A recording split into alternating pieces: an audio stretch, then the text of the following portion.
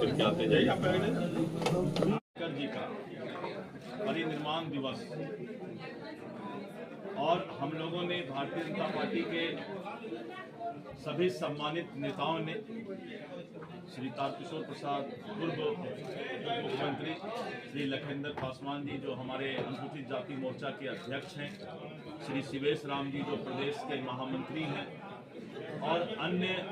भगरथी देवी जी, श्री राम सिंह जी, सभी लोगों ने आज हम लोग उनको हृदय से पुष्पांजलि अर्पित किया। बाबा भीमराव अंबेडकर जी का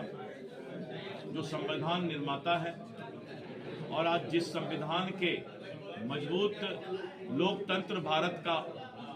बाबा भीमराव अंबेडकर जी के लिखे हुए संविधान से चल रहा है, आज हम उनको नमन करते हैं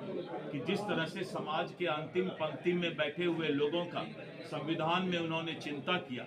और आज भारत का संविधान पूरे दुनिया का सबसे मजबूत संविधान माना जाता है और इसका श्रेय बाबा भीमराव अंबेडकर जी को जाता है। उन्होंने एक सपना देखा था इस संविधान के माध्यम से कि समाज के सभी लोगों को बराबर का हक मिले, जीने का हक मिले और एक मजबूत लोकतंत्र के रूप में भारत जो है सबके साथ, सबका साथ और सबका विकास करे। आज प्रधानमंत्री श्री नरेंद्र मोदी जी के नेतृत्व में भारत बाबा भीमराव अंबेडकर के संविधान के मजबूत आधार को लेकर वो चल रहे हैं और भारत आगे बढ़ रहा है और मुझे पूरा विश्वास है कि बाबा भीमराव अंबेडकर के सपना को श्री नरेंद्र मोदी जी के नेतृत्व में भारतीय जनता पार्टी और एनडीए पूरा करने का काम करेगी। विपक्ष तो आरोप लगाता है कि भाजपा ने संविधान को ही बदलना चाहता है। देखिए, अगर पुराना इतिहास आप देखिए तो कांग्रेस के शासन में और पूर्ववर्ती शासन में जिन लोगों ने 70 वर्ष तक जो है इस देश पर राज किया और आपातकाल कोई भूल नहीं सकता, तो संविधान का जिस तरह से संविधान बाबा भीमराव अंबेडकर के सपना को खंडित करने का काम किया, कभी भी कांग्रेस ने बाबा भीमराव अंबेडकर को सम्मान नहीं दिया। और आपको याद होगा कि अगर उनको भारत रत्न भी मिला तो जिस तरह से चंद्रशेखर जी के प्रधानमंत्रित्व काल में, अटल जी के नेतृत्व में और एनडीए के नेतृत्व में उनको भारत रत्न देने का काम किया और उनको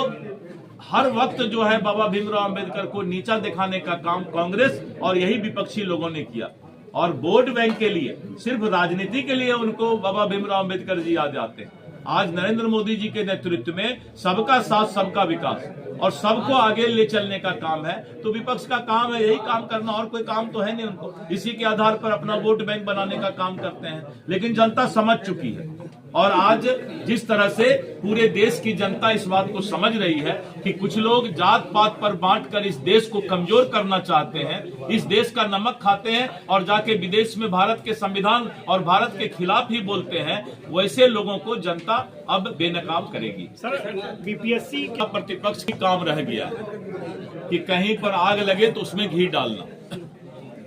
मैं अभी वही बता रहा था कि विपक्ष का काम सिर्फ लोगों को भड़काना नहीं है, विपक्ष का काम है कि सच्चाई के आईने में सरकार को सुझाव देना। तो नेता प्रतिपक्ष का तो यही काम ही है कि पता लगाना कि पूरे बिहार में कहीं कोई हंगामा तो नहीं हो रहा है, तो उसमें जाकर के वो घी रखे हुए हैं पूरा डालने का काम करना। जनता पहचान रही है और इसीलिए उनका जो है नेता का पद भी और प्रतिपक्ष का पद भी। आपने देखा ना बेलागंज में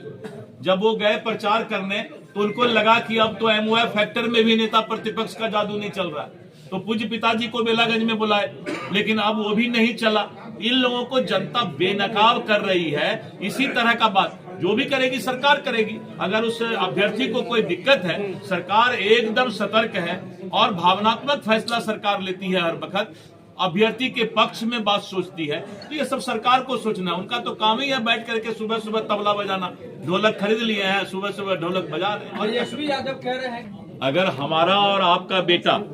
प्रतिपक्ष के नेता के इतना पढ़ा लिखा होता तो उसको चपरासियों का नौकरी नहीं मिलता, लेकिन अगर पिताजी का सहारा नहीं होता तो आज राजनीति में वो नहीं होता। तो राजनीति में है तो पिताजी के नाम के सहारे हैं और काम तो वो फेल हो गए, इसलिए हम लोग उनको फेलस्वी बोलते हैं, उनका नाम थोड़ा बदला हुआ है।